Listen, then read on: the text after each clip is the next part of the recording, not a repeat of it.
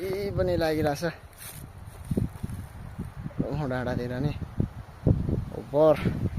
like comment गरिदिनु होला please होइन यस्तै छ यहाँ पार पनि गइरहेछ डढेलो यता तलतिर यस्तो छ तल चाहिँ सुतिरहेछ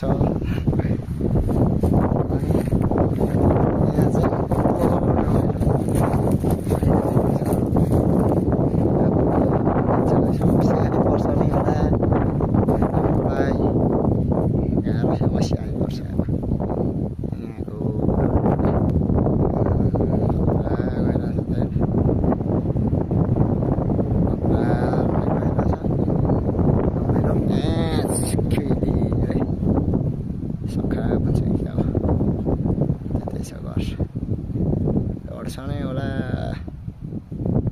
ल घरको हेरौँला अब